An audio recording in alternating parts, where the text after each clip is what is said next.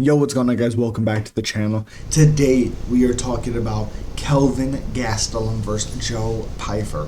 Kelvin Gastelum 19-9, 2-3 in his last 5 fights. Got back on the winning track against Daniel Rodriguez 8 months ago. Plus 400 underdog, 33 years old, 5'9", with a 71.5-inch reach. Fighting Joe Pyfer, who's 13-3, 4-1 in his last 5 fights, losing to Jack Hermanson. Came back and beat Marc-Andre Barriault 8 months ago, minus 550 favorite, 28 years old, 6'2", the 75-inch reach. What is that? That's 4-inch height advantage with a 3.5-inch reach advantage also for Joe Pyfer. The biggest thing is, like, Gastelum's gonna have a speed advantage, and Pyfer might have a power advantage.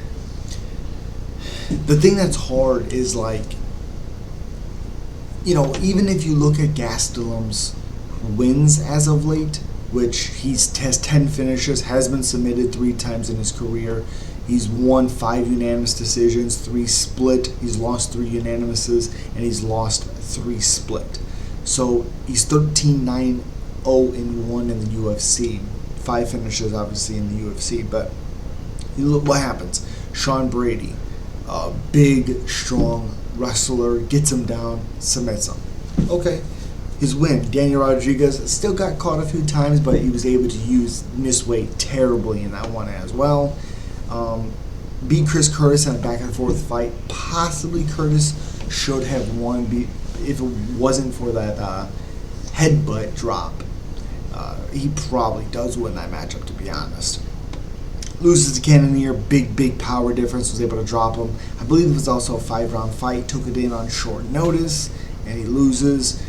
Fights Robert Whitaker, loses to him. Whitaker beats him up, beats Ian Heinisch, gets back on track a little bit there. Looked really good early against Jack Hermanson and then got submitted.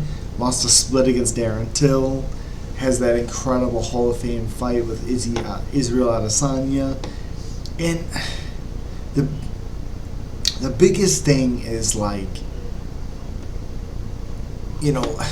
it's so hard sometimes when you watch fighters and you know how good they can be and you've seen them perform very well, and then for them to go on a streak and then they're fighting an up-and-coming guy and you're like, I know how good he can be. I know what he can do.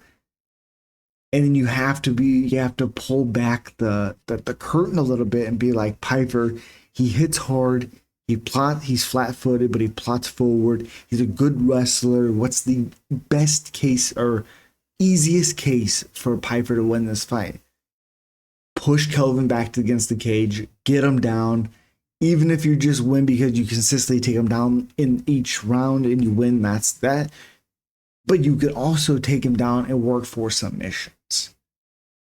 I have Joe Pyfer probably playing it a little bit safer in this one and trying to wrestle Kelvin Gastelum a little bit more than he typically would somebody else. But that's the clear path to victory, whether you finish him or not. Now, what I will be rooting for and what I want to happen and who I want to win is Kelvin Gastelum, because he has better hands. He's faster. He's not more powerful, but he's faster, and he does have power.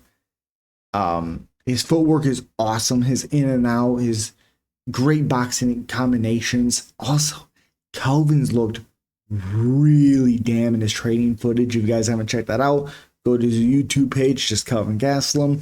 Seriously, some really good stuff. He looks like he's in really good shape. So I want Kelvin Gastelum, but I do think Pyfer's ability, his strength, wins him this matchup. And as always, subscribe, like, comment. Peace.